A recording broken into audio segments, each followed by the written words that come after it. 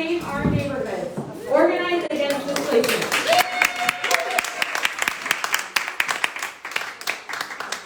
We are proud to be hosting this panel with our friends and fellow organizers from City Life Vida Urbana.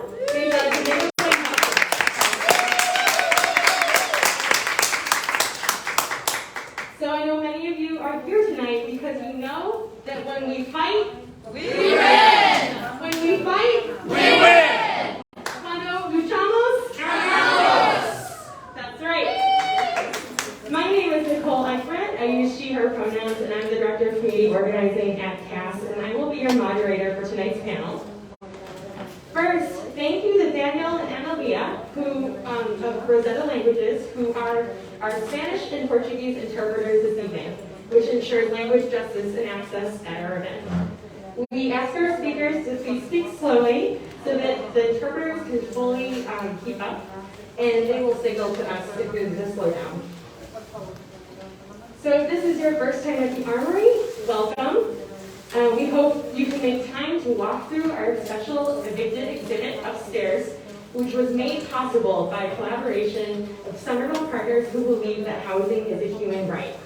And translated descriptions are available in Spanish, Portuguese, and Haitian Creole. Round of applause for the working group of evicted.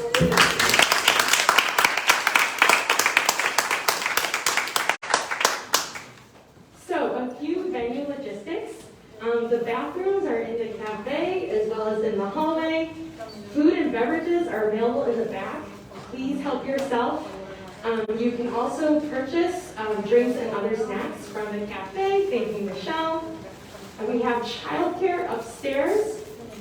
And we have our fantastic members of the CAAS Community Organizing Program here to help out if you need anything. Can the CAAS organizers please raise your hands?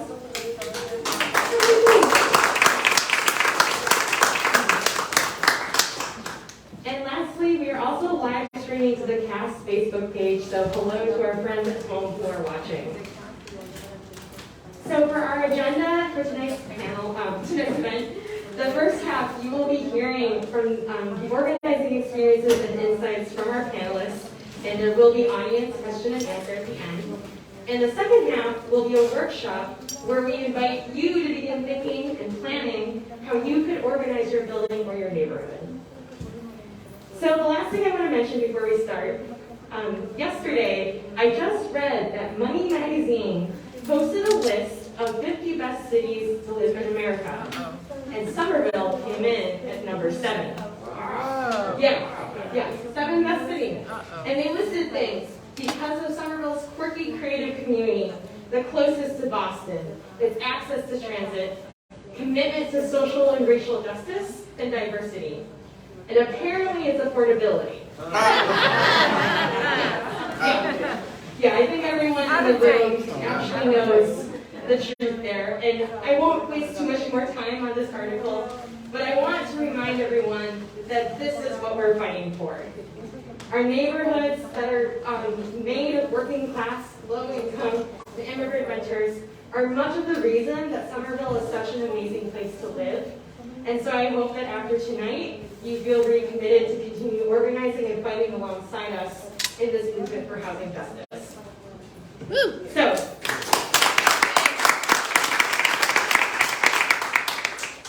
okay, now the reason you are all here tonight. Allow me to introduce our panelists. First, we have Vanessa Vela.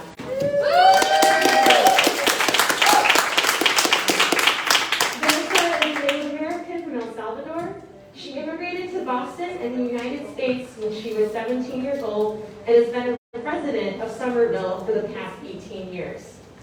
Her profession is a veterinary technician, and she belongs to the Somerville Renters Committee and is part of the collective who is looking for solutions to inequality with social justice until everyone is treated as equals.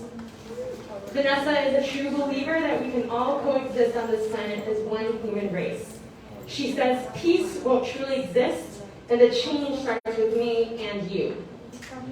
Vanessa is currently campaigning to resist displacement from her 6-unit building in Gilman Square in the Winter Hills neighborhood of Somerville.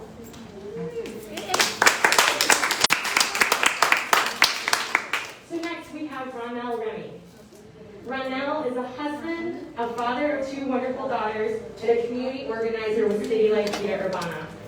He believes that greed and the unfair distribution of social wealth are destroying the sacred fabric of our community.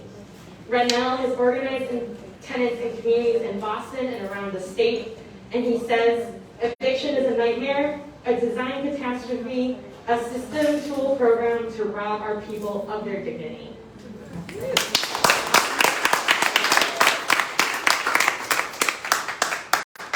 And beside Ronel, we have Paula Coar. So Paula was born and raised in Roxbury in Boston, Massachusetts. And she worked with the Boston Public Schools for 21 years as a programming and compliance manager, designing the systems that make sure our kids get to school on time.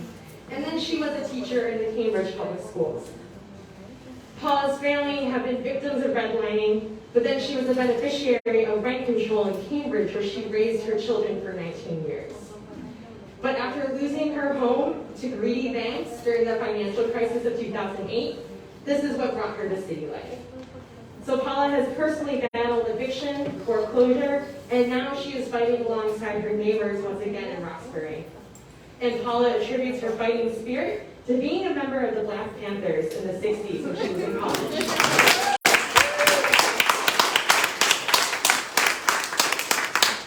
And finally, we have Sam Geheran, who uses they and them pronouns.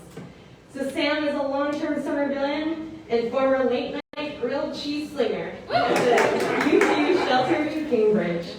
They currently work for a small nonprofit focused on preventing eviction and ending homelessness. They firmly believe that access to safe, affordable housing is the foundation for health, social solidarity, and thriving communities. Sam is a member of the Castle Tenants Alliance in Spring Hill, Somerville. The building was more, was it 14 units? Almost 20 units? Almost 20 units that organized against their landlords to resist displacement.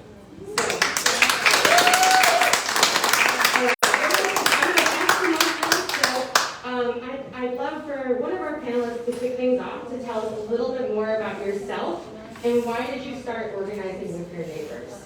So I think that might be first.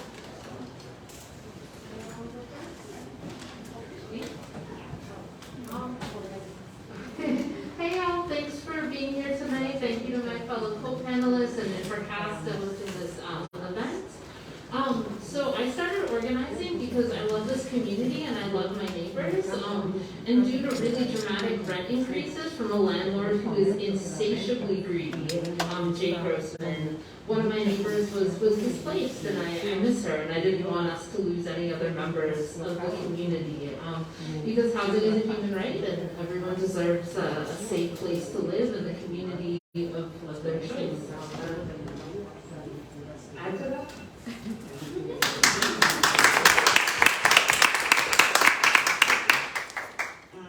Same here, basically. Moving from Roxbury. It's very close to the highway now, and people want to come down. And they redline us there. Real interesting. But yeah, so we have a community there. We have a community, a lot of people, and we want to stay there. We don't want to move. We don't want to live in the suburbs. So we don't want to be up there. We want to be with our neighbors and the people we grew up with. And that's what attracted me to City Life. And we're happy that I'm a happy person that I can work with my neighbors, tell them their rights, tell them not to move, we get a notice to quit, tell them that we have lawyers, tell them they don't have to leave, but we do have to fight and we do have to fight.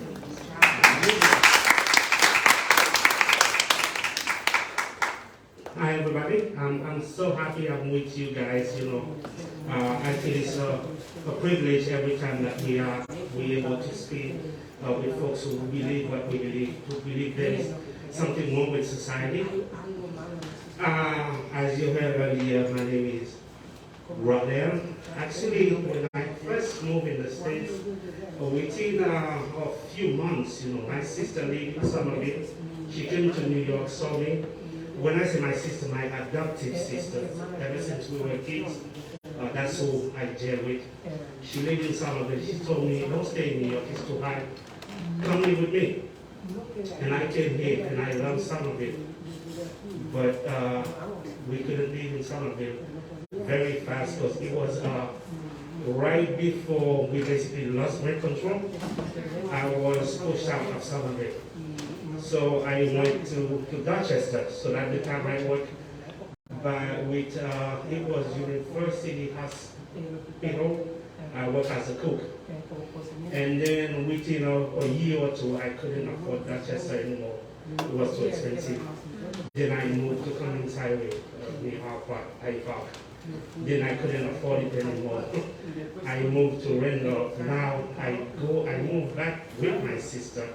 Now with a wife and 2 kids, and 8 kids at the time. So things didn't work out. I never knew there was a machine against me. I thought it was my fault actually. But I didn't have that assessment until a few years ago so now I have 2 daughters at the time, and I was facing eviction again, but this time I was a homeowner. I live in Brockton, and I was suicidal. I didn't think I was somebody anymore because I couldn't feed my children, because I couldn't pay my bills.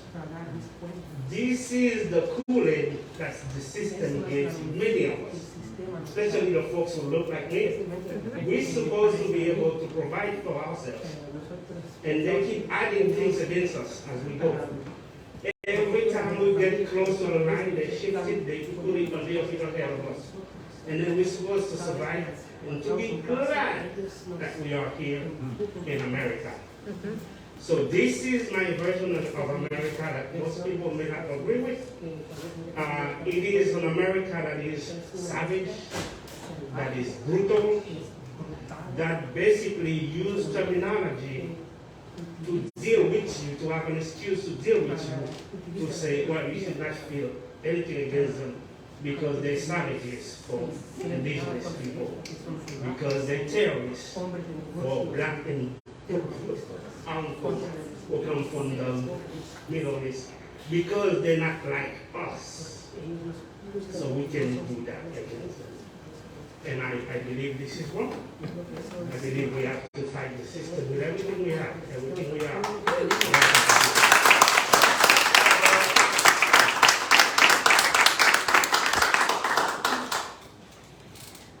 Hi everybody, thank you for being here. Thank you to my fellow panelists. I admire your strength for being here, for speak up and for fighting back and for trying to unite more people against this fight. This is not a now fight. This has been a forever fight.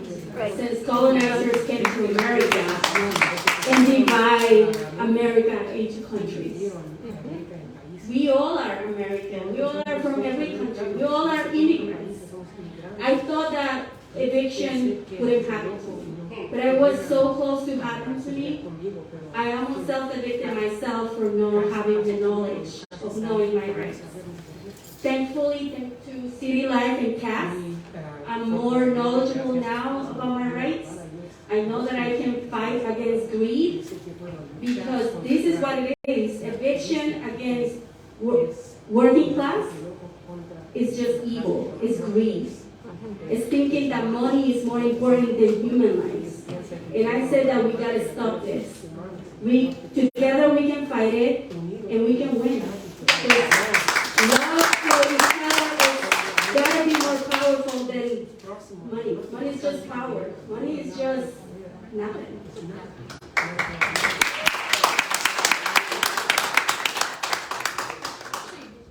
Vanessa, if you want to take this next question. So let's talk a bit about the campaigns you all have been part of.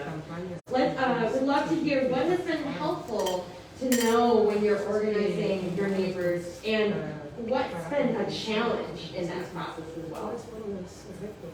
It's been helpful to know that my landlord can just tell me, you need to move out now.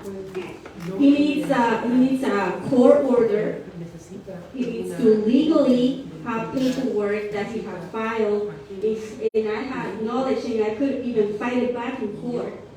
I could collect evidence against all the injustice and all the misdemeanors that they could have done. Like, for example, I was afraid to ask my landlord to fix the shower. I was afraid to ask my landlord to fix the heating system, to collect the trash on time, because I thought that he would raise my rent. I never thought that he would try to evict me. And just telling me, you need to move on, not even giving me a chance to, I'm going to raise your rent a couple of hundreds. No, he said, you need to move out. It's like he just saw me, he saw the color of my skin, he saw how I look, and he decided that I didn't belong. And that to me is segregation.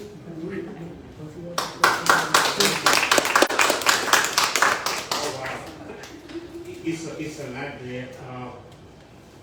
Actually, I don't want to say anything about my own case, what happened with me. I could tell you folks, not telling you, I was able to repurchase my house after a long fight. And I fought against the federal government with my accent, and I won. But I see what's going on in the neighborhood. All those neighborhoods I organize in. I've seen the lay of the land is the same. It's designed for mass extraction.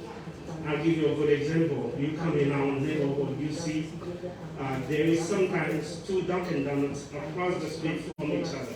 You're asking yourself, why is that? And you see McDonald's, Kentucky Fried Chicken, Chinese food, you see liquor store, liquor store, liquor store. And I'm saying that on purpose, cash places to cash your check, as if to say, you have choices here. But if you understand it, those choices were made for you, not with your best interest in mind. Because that food you're going to eat is going to reduce your life expectancy, and they know that. But it doesn't concern them. They got to make a profit at our cost. Also, what we find out, when those landlords, they come out, those, not just the landlord, those conglomerate corporations come to the neighborhood, the city knows. They give them papers to sign deals, to buy properties. And then they're able to evict people. They can do price gouging, they can, inflation works a lot in those neighborhoods. And we say, women, why is it happening only here? No, drive to Newton, a good example. You go to Newton, you see the layout of the land is different. You probably see a mom and pop's place they can eat, a breakfast place. You probably see one in the center of town, a place you can bake, a store bake. You're not seeing ATM at every corner that you go. And those ATM don't charge you a fee to actually withdraw money. I'm saying all this to say, our communities are so profitable to those who are deep pockets. They come in, they take in what they don't have in there. Folks who live for generations, 40, 50 years in the same community. You don't understand the value of this community. It's you. It's the time you spend. If what you invested in is your value. If they're able to push you out, they're cashing on your sweat equity. That they don't understand. And that's what makes this system work so evil. Because many other folks who look like me, middle class, they drink the Kool-Aid thinking, I gotta make it at all costs. I don't care about you, even if my actions will kill you. It's not my problem. I got to make it. Versus when we see a community of folks who are struggling, they could become beautiful people. We can change the ecosystem, make it more affordable for everybody to go to school, to have health care, not only education and health care, housing. Those should be human rights. Why are we supposed to fight? And those folks who have so much money, they're not even thinking about where my kid is going to school. So all those choices were made against us, not for us.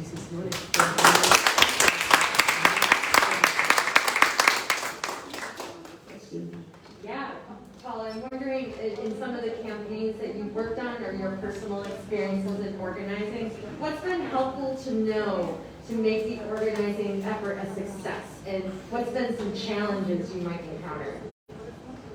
Well, I could use my example as sort of a success story in terms of working with city life and understanding my rights and then being able to help others. I'm very blessed. I got a very good education and I was able to land on my feet under many various circumstances because of how I was raised with parents in a beautiful community, with a grandmother who was an activist, a mother who was an activist. She marched with Martin Luther King. My grandmother worked with CAAS, the women whose names on the street. So I was able to learn how to maneuver around racism, around classism, around many isms of America because I had that type of education. I had a worldly education. I own land in Africa. My husband's from Africa. So I've been very blessed to not succumb. So what for me is I have to help others not succumb. That's where I'm from. I have to help my people. I'm very, very in tune to my people. Coming from being a Black Panther, as a college student at Emmanuel College, marrying my brother who graduated from Harvard, and we decided that we were going to work in the community. We went into the Black Panthers, started the breakfast program in Roxbury, and then after that, we went to the Nation of Islam. We learned about how to be proud to be Black in that organization, and that just made us have a high self-esteem to help others. Right now, today, he built a mosque in Philadelphia. We did eventually get divorced. But my point is that coming from the blessing that I had, I feel very incumbent to work with my community and to tell them their rights and to tell them who they are and to tell them how beautiful they are and to tell them where they came from. And they came from great, great people. And, I'm very much into my history and all the accomplishments that our people have made in this country, how we built this country, and the way we built it, because we built civilizations in Africa. So I try to give my people a perspective of, not being victims. Be kings, be queens, be the great people that you see in the museums. Those are you. That's your children. So, and then I encourage educators to tell the truth, because this is how we're going to grow. Tell the truth, and it's okay. We're all human, we're beautiful. I have a biracial grandson, he's absolutely a dog. And, but the most important thing is showing the love, exemplifying the love, and tell people what their rights are. Tell them, what they need to do, okay? And fight. Oh, that's the most important part of what we do, is fight. Just fight. Don't be afraid. Get out there and fight for what is right. Don't be afraid. You want people to remember what you did on this earth. Whoever you are. John did this. He helped those people. He helped those people. Why do you want to live your life being all selfish and not helping people? Who does that? So the most important thing that we should do as humanity is to help others and to fight against evilness, like our brother said, against all the things that this country has done, and fight. And that's what the Panthers taught me. That's what I saw Huey P. Newton do. That's what I saw Angela Davis do. That's what I've seen so many people do because they're from my generation. And that's what I saw my mother do. More importantly, she fought, they had garbage. We lived in the projects, garbage everywhere. People were throwing garbage. My mother fought that. They got rid of that garbage that they were pouring in front of our project, in the projects at Ronel Street in Roxbury. So those are the things that we have to do as humans on this earth, is fight against injustice and all the evilness that comes under the umbrella of fear. Because all this is fear. What are you afraid of? We don't listen. We had a millionaire march. Did those brothers fight back over the Capitol? You remember that? I mean, over a million black men were in D.C. Did they fight? Did they do what they did at the Capitol? No. That's not what we are. We don't do that. That's right. We don't do that. So that's what I'm all about. Thank you.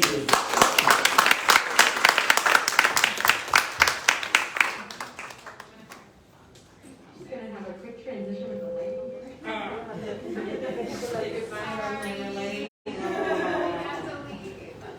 Oh my God. Is it working now? Thank you. It's a tough act to follow. So I wanted to give a quick shout out to my amazing partner Leo, who's volunteering on sound tonight. And we love you, Leo. One of the things that he taught me is get to know your neighbors. They are your greatest resource, your greatest allies in this fight, and the more you build community, the more you have the power to push back. Because like Vanessa was saying, money is nothing, and these landlords think that they have the power because they have the money, but it's really the community that has the power.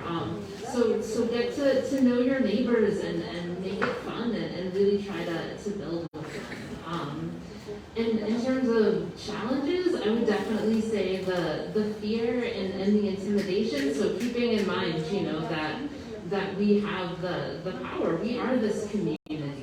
Leo's an artist, exactly the kind of artist that article that Nicole was describing is trying to is actually being pushed out of Somerville right now. And we're what makes this a wonderful community to live in. Sam, I'm going to ask you a follow-up question. I was proud to be one of the organizers working with Sam and their neighbors. Can you talk about some of the tactics that your landlord, the corporate developer, tried to use to end your campaign? Yeah, absolutely. So our landlord cowardly hides behind a management company called Sene. His name's Jake Grossman. He has a big old house in one of the fancy suburbs in Massachusetts. And so we think he may have actually paid off one of our neighbors who cornered me in the laundry room and said that our organizing was preventing her from negotiating, and that they had the property manager had said that we were holding everyone hostage by our organizing, and because they weren't going to negotiate. And I was like, we're your neighbors, we care about you. What do we have to gain by holding anyone hostage? We support you, And so the tactic is divide and conquer, and landlords will try to do that. Like you said, it always has been. Since this land was invaded by colonizers. So they'll try to divide and conquer you, and you got to find that strength and unity. And they also use silencing tactics, which they tried to get. They essentially bribed my neighbors and said, we're not going to lower this increase. We're increasing the rent no matter what, but we'll give you a slightly lower increase if you sign non-disclosure agreements and refuse to talk about what's going on. And unfortunately, boo the landlord. So that made it really tough, and we were lucky to have wonderful resources in CAAS that gave us strategies and techniques to push back, that reminded us that the power was in our hands, that connected us with our city councilors. elected officials can be some of your greatest allies in this fight as well. And when we first wrote a letter to the landlord saying, hey, we're not gonna, even talk about rent increases until you fix the maintenance issues, fix the heat in our building really they ignored us until city councilors called them and were like, hey, so your landlord or your tenant sent you a letter. What's with that? Yeah.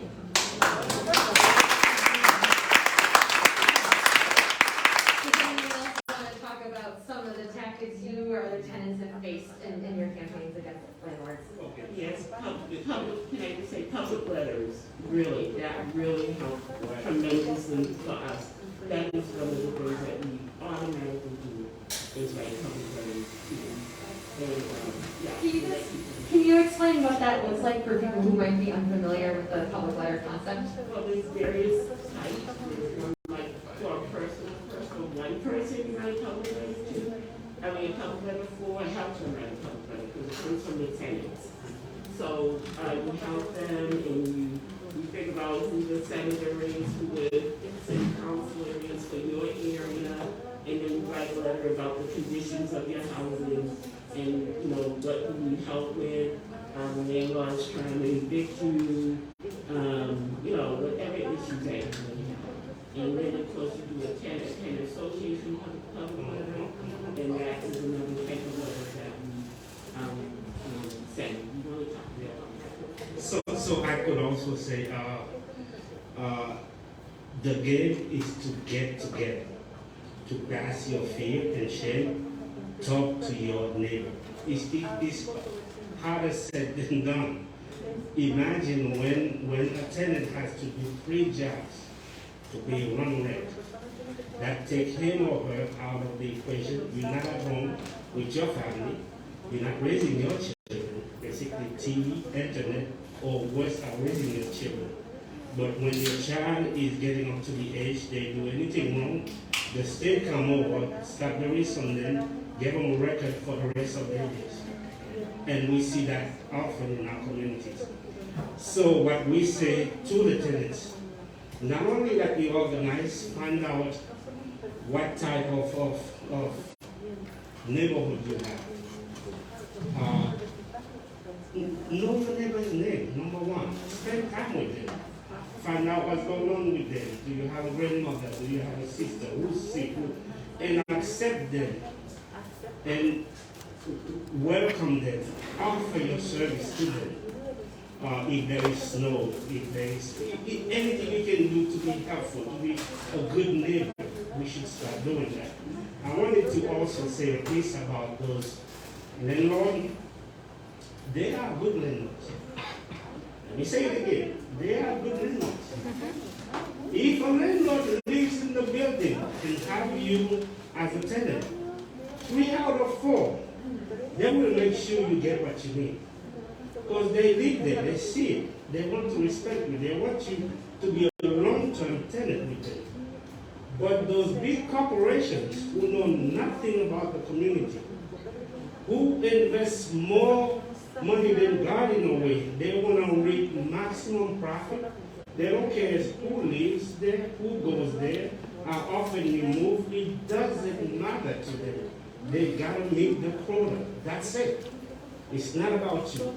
But I love when we break the cycle, when we find a leader who is not afraid. Basically, when you're afraid, what we think we do, that you exchange your values, your worth, your dignity for crumbs. Please let me stay a few months until I can move, but eventually you will move. So we say, don't move.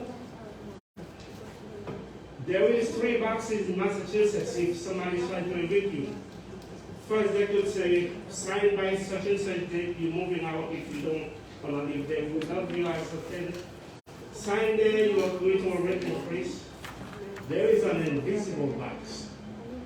Whatever lease you had before, if you pay that, they cannot evict you. They can take you to court, but they cannot evict you.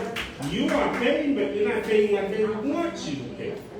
So especially if you have conditions in your apartment, such as mice, mold, roaches, rats and stuff like that, folks do live with those conditions in the apartment. Imagine if you have asthma, if you have children, those black molds, they go in their lungs. That's a health crisis. But for the sake of profit, it's not happening. So that's why people need to get organized. They need to turn up, to say enough about that, call your city council, or write letters, do video, do marches, whatever you need to do to shed a spotlight on that. Because technically what the landlord or those big corporations don't want you to do, they don't want you to talk about what's going on, what's not working. They have PR. You have your lives. So if your lives work to you, fight them.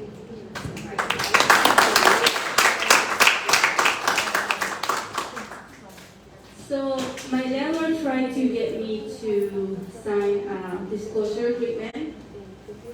I also have some signs in my window about my little protest that says, it says that we all want human rights. I said that the gentrification equals segregation, and I received several emails and texts saying that I was acting against them, that the thesis costing them money, and I was like, good, I'm glad it's costing money. Because they've been costing my mental health. You know, they can afford a psychiatrist. They can afford a consult. So I'm glad that my little sign that didn't really, I didn't think I was doing nothing offensive other than telling the truth, was causing them a headache. That was the purpose, I guess. But yeah, it's just a value to my own sanity. I have the right to express myself physically and emotionally, and with my words. I own my story. They can get to sign me disclosure agreement. Everyone deserves to own their story.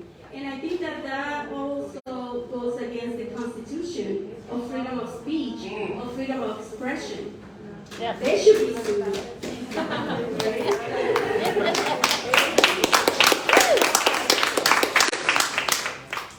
All right, Vanessa, I'm bouncing it back to you again. So in the process of your campaign and fighting against your landlord, has there been a particular moment that's made you most proud? And that's my question for everyone. Is there one campaign, one memory or lesson that made you proud that you can share with our audience tonight? Well, there has been so many, but I think that just the fact that more people have been calling CAAS, asking for help, because they don't feel ashamed to ask for help, is a big thing that I take apart. Like the community at Remy Street, Santos, he gave me a hug and he said he wanted to know me, and I'm like, wow, I feel, flattered, because I am waking these little light in these people that they were so afraid of fighting back, which is, they consider injustice, which is very unjust what's happening in that community. And we hope that we can fight back that landlord, and if we will fight back until we get what's right.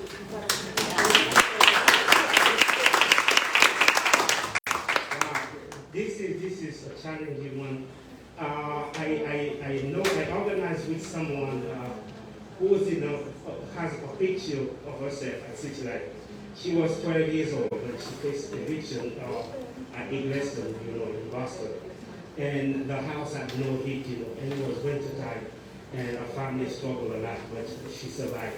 So now I met her maybe 2013, and we were talking, we were organizing, and she is now 25 some years old. She has a family. She's facing eviction again. So that cycle goes along. So when I saw that, I remembered her, and I'm saying, this is something I don't want for my daughters. So, and I faced that. I almost got evicted 3 times, and it never really happened. But I was so afraid. I could not understand what the notice to quit would say.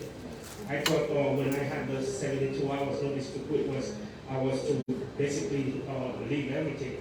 So I know I was so scared. I was packing up everything, wrapping up. I called my daughter's teacher, one of them who loved her a lot, and say, I don't think she's coming in to school anymore because we're getting evicted. And say, what can I do? Can I write a letter?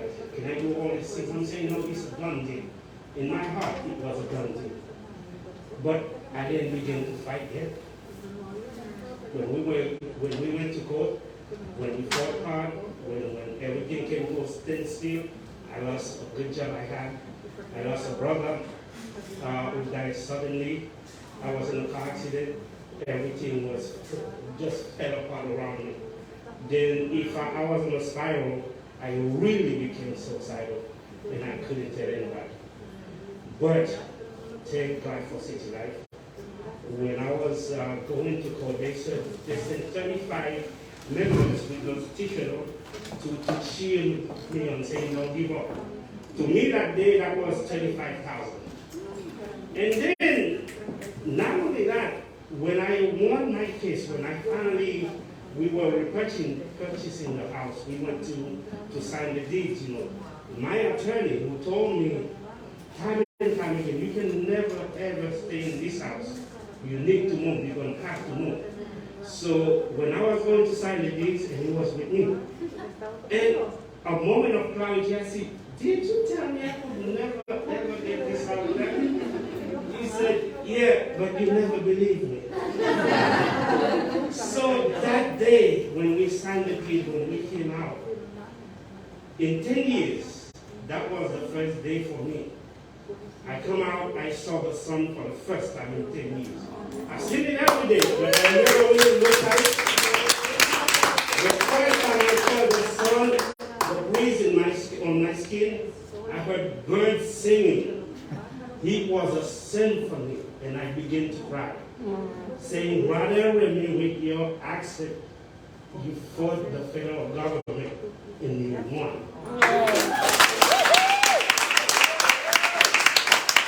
To me, that is basically my greatest reward. That's what I do, the work I do. I need to uplift people, to tell them, you are stronger than you think you are. Don't listen to what they say. Do what you need to do. Learn. Check this system. It is wrong, it's not for us. It's designed to control us. Be free. When you're really free, you will free others also. That's my thing.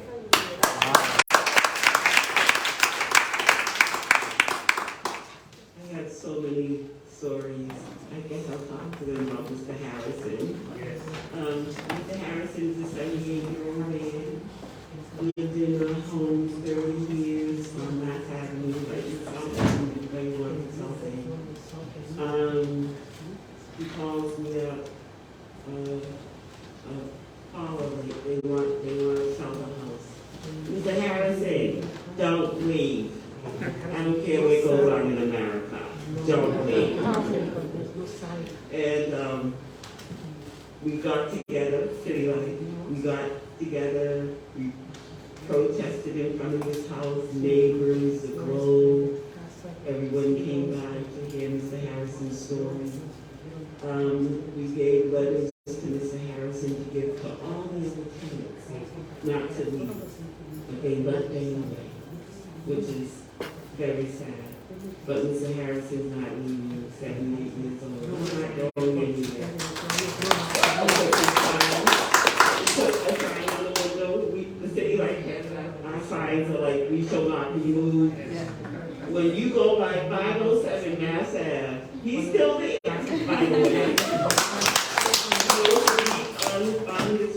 windows, we shall not be moved. He's not going anywhere. And yeah, so it's, that's just just saying to people, don't leave. And then doing all the processes that we need to do for them and help them to do. Because we tell our tenants it's 50-50.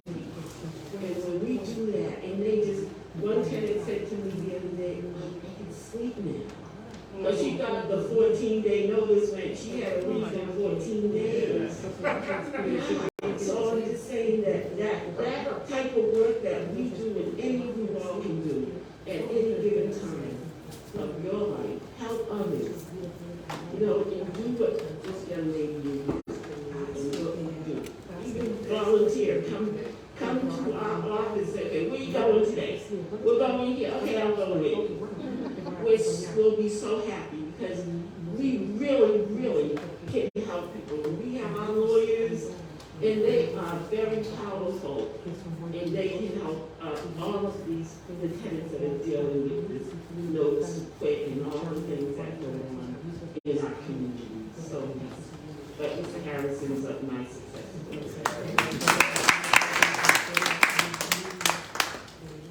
Yeah, so I want to encourage everyone in this room tonight to go to the City Life Vida Urbana website, sign up for their email notifications, show up to their actions. I think there's actually an action going on in Medford this weekend tomorrow. Yeah, in Medford. So, definitely support the amazing work they're doing on Medford at noon. So I have to say, this is a pretty proud moment right now to be sharing the space with such amazing accomplished activists. And the other proudest moment I can recall is thanks to the advocacy of CAAS and our city councilors. We got an in-person meeting with our landlord and property manager at the CAAS office. And just hearing my neighbors be so brave and speak their truth and their honesty and their courage about their experiences was really inspiring. Like many of my co-panelists have said, we have to name these injustices to really address them. So continue to share your experiences, share your stories, and share your knowledge. So your neighbors are empowered with that knowledge as well. So they know that, that notice to quit does not mean they have to leave. That they deserve their day in court and that there's support out there, like City Life, Vida Urbana, and CAAS. Hey, darling. Yes? Tell them about Shaplika. Oh, Shaplika, yeah. That's my proudest moment with us. Oh, so before our current terrible landlord experiences, we're living on Marshall Street in Somerville in a building owned by Nicholas Shaplika, who's a notorious slumlord in this area. And he was basically, not addressing any of the pest issues. We had mice, we had roaches. There was a swamp in the basement, didn't do anything. He, harassed us when Leo tried to contact him. He accused him of not being on the lease, which wasn't even true. It turns out he never gave us a receipt for our security deposit. And you have to give tenants a receipt within 30 days. Or they can ask for it back, and if you don't return it to them, you can sue that landlord for 3 times the deposit, which is what we ended up doing, and we won. So sue your landlord.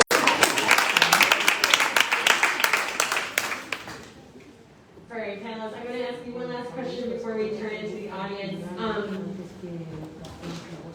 So I think at this point we've heard a lot of themes tonight in terms of advice of what you do if you're facing bad conditions and or getting a notice of increase in rent.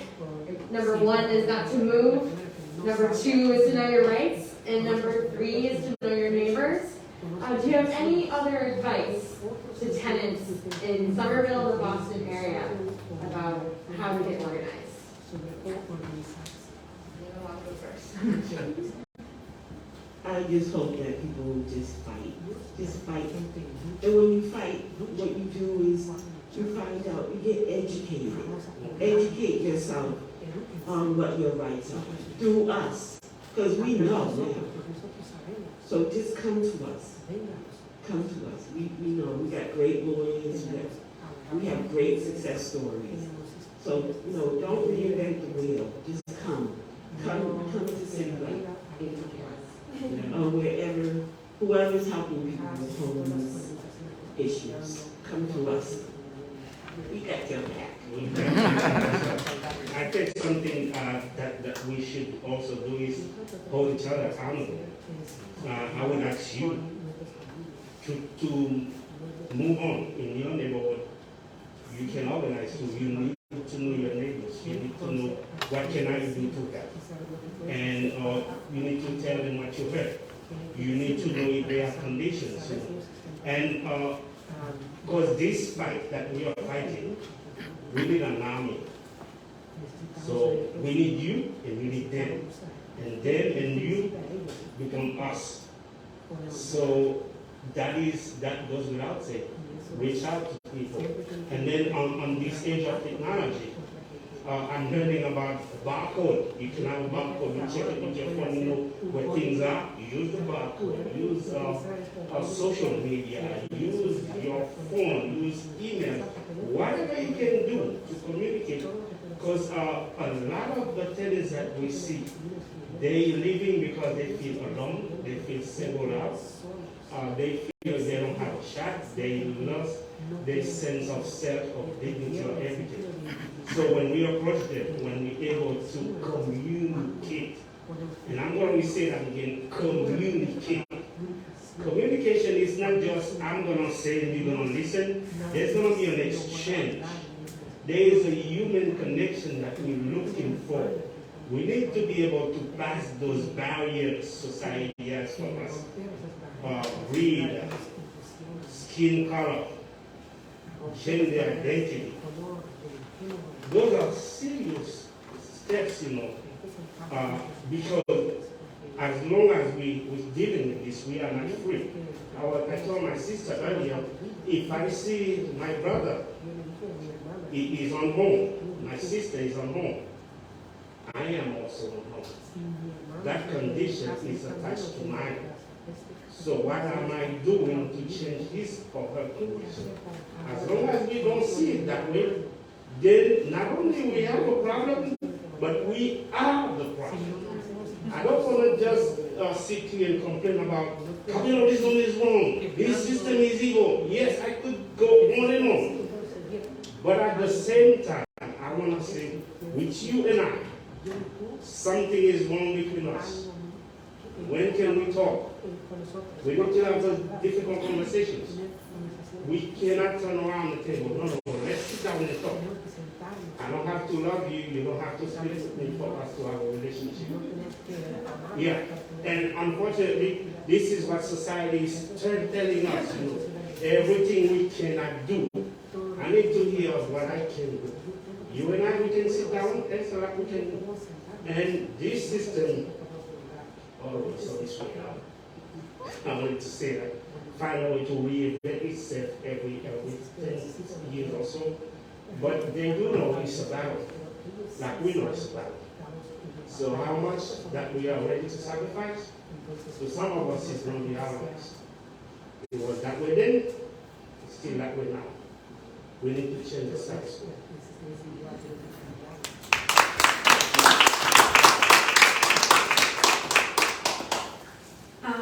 What advice I would give, because giving up is not an option. When I started this battle, I was so close to give up. And one of my neighbors in my building, she's a single mother because she lost her husband to cancer. And she was a single mother of 2 children. She told me, this landlord is offering me first and last month. How am I going to do to pay the rest of the year? I'm going to end up in the street anyways. So I felt a duty to fight for her. She didn't follow me on the fight. I don't know if it was shame or I'm not sure she got better help. That's what I hope. But at the end of the day, no one is going to go and save you. You don't save yourself first. And after you save yourself, and you become strong, you have the duty to help save others. Because at the end of the day, this is a world, this is Earth, you know, we are one human race. They have tried to divide us with skin colors, with country names, with oceans, with everything possible that they can, but at the end of the day, we are the same.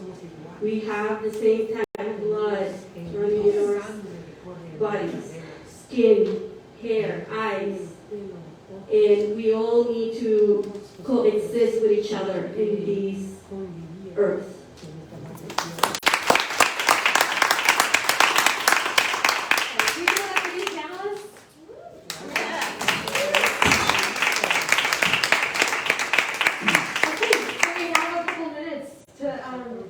Questions from the audience. Would anybody like to ask a question?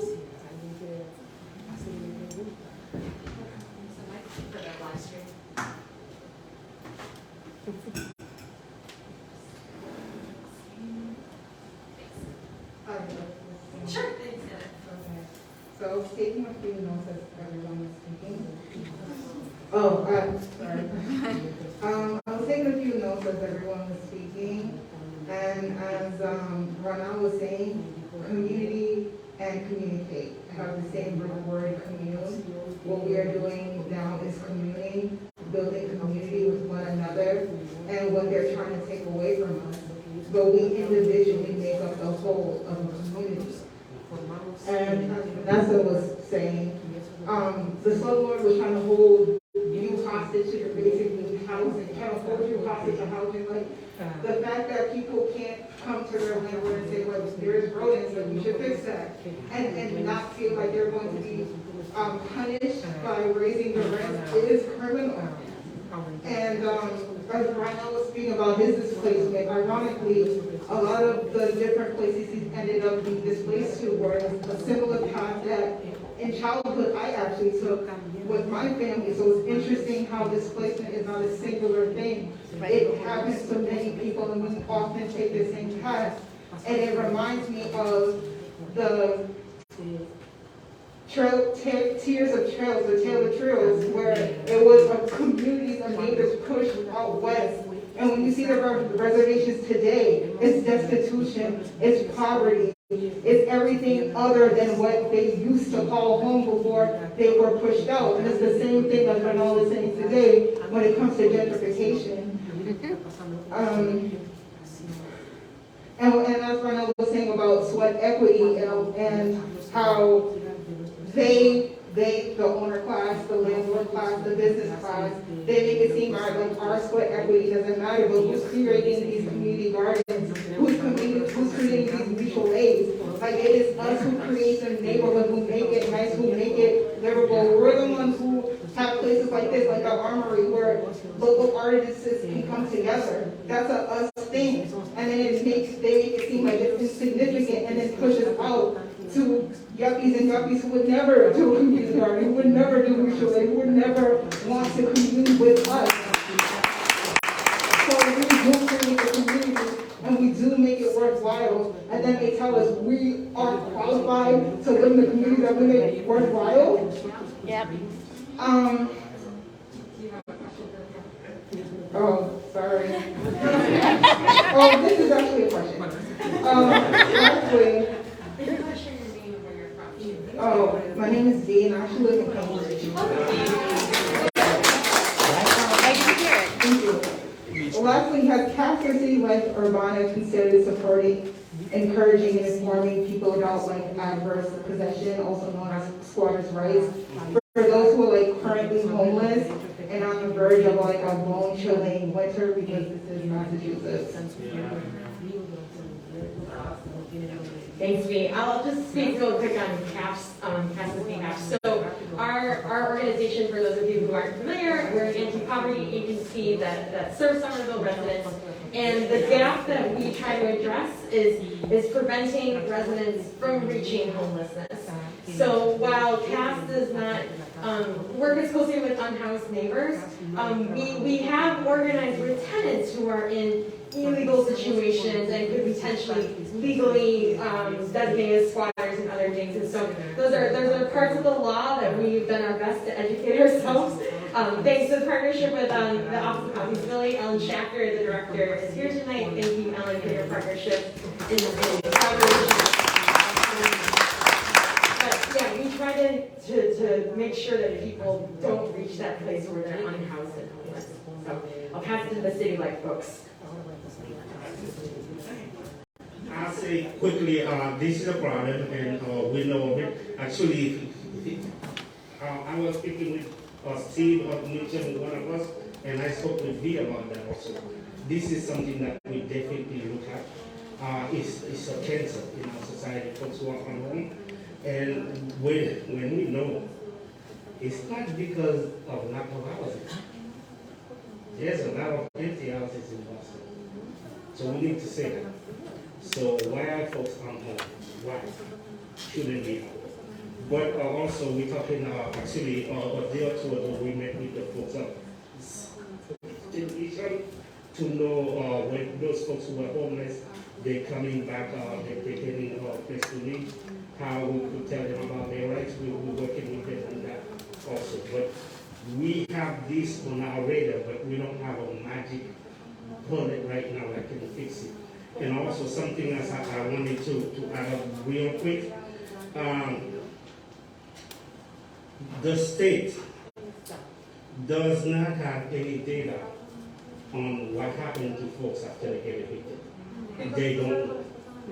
And this is one. 2022, Boston, Massachusetts, one of the leaders city of the free world. This is where we are. This is what we have. So all of us should have our efforts together to talk about that, to find solutions. But right now, everybody is scrambling around to see what we can do, how we can change this, and I will leave it there. Do we, one more question potentially from the audience, if anybody wants to learn anything else from our panelists before we start to wrap up? My name is Jonathan. I live in Somerville here in Somerville. We're trying to build our own community within our supposedly residents, and it's really difficult.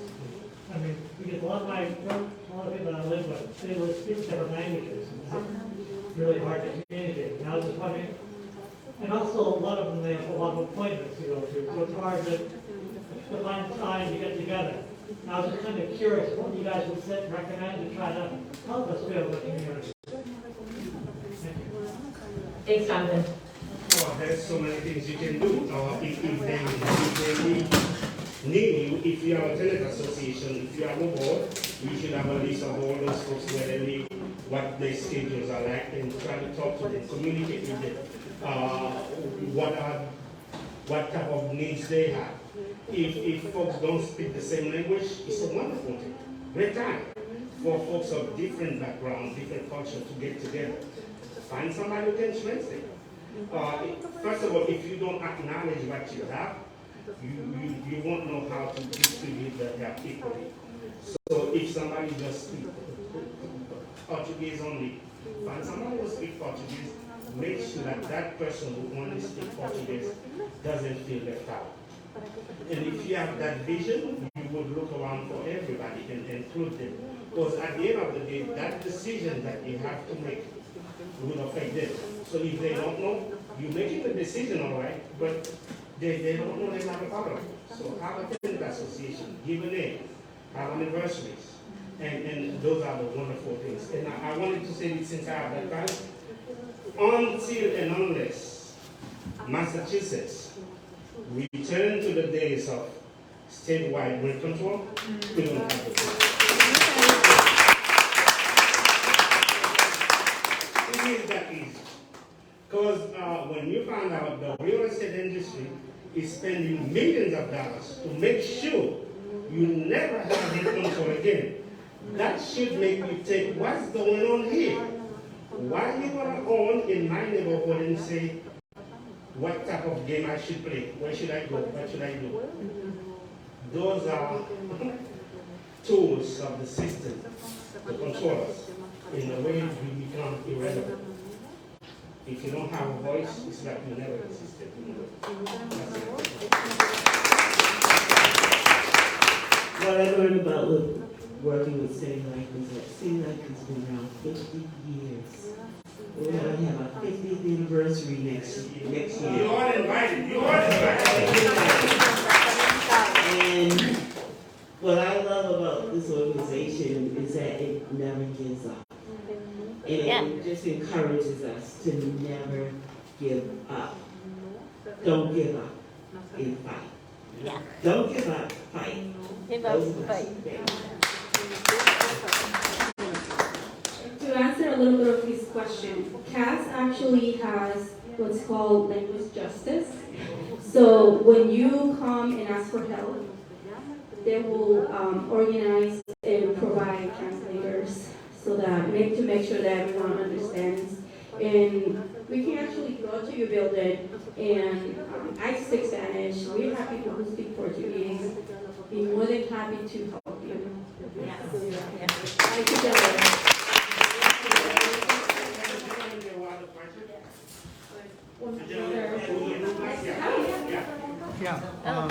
I'm Bill, and I've known about City Life for 40 years.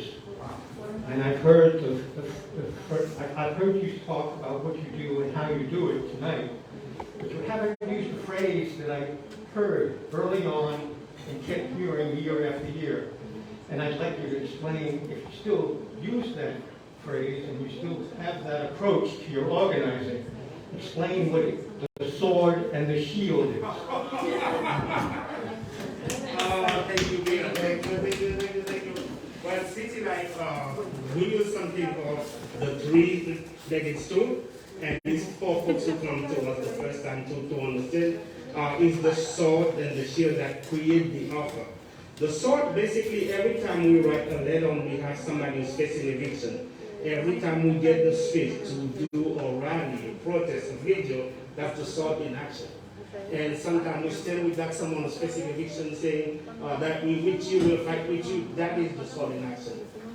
The shield are legal partners that we work with, professors, students from Harvard University, from Greater Boston Legal Services. They know what's going on around the city. Once somebody comes to a City Life meeting, you're facing eviction, you get to speak to one of our community attorneys for free, basically. It doesn't cost you, but you have to be in the meeting. We tell you about your rights, what you can do, and how you fight. Now, what you fight is up to you. If you want to stay in the house a year or two longer, you can fight. You can avail of this, at least you can afford. You can also fight for the community. So it's remain affordable. You can have it on a land trust. Or you can also have a financial settlement because of the conditions that you live in. And most people don't know that, but in Massachusetts, only a judge can evict you, number one. And if you have conditions in your apartment, your home, you can use them to fight back as a counterclaim against them. And your conditions, if they work $1, you can win. And I don't know why more folks don't know that. Come and learn about your rights. You could definitely go to www.clv.org. And we have meetings every Tuesday and Wednesday from 6:30 to 8:30 in English on Tuesday, and on Wednesday strictly in Spanish.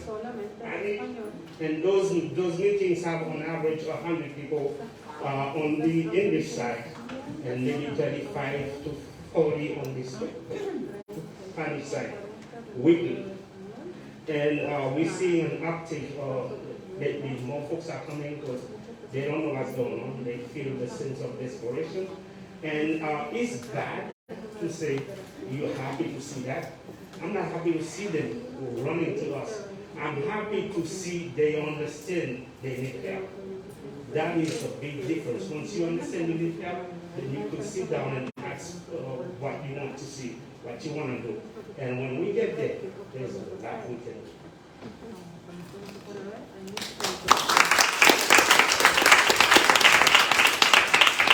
And I'll just make a final comment, in addition to City Life, CAAS specifically works with Somerville tenants. So we're really excited. If you live in Somerville, we would love to get to know you. Jonathan, I think your question actually segues perfectly into our workshop. So can we give our panelists one more round of applause?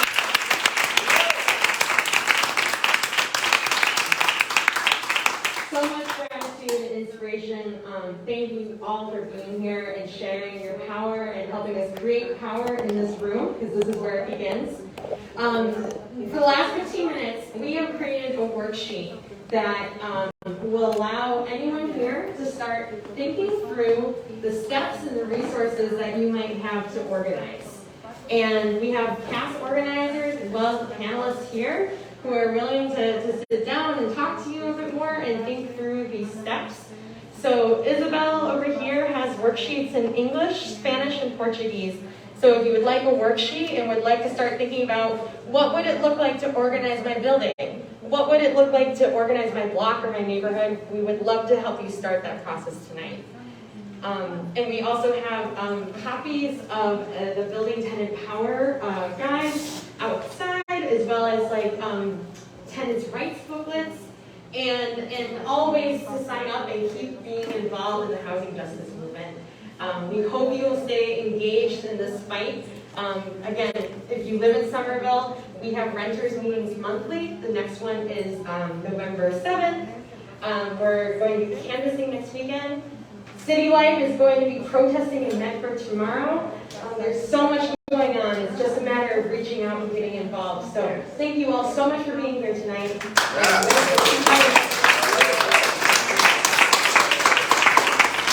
So yeah, we will pass around the worksheet and conclude at 8 o'clock. So thank you all again, and please help yourself to food. Thank you, everybody.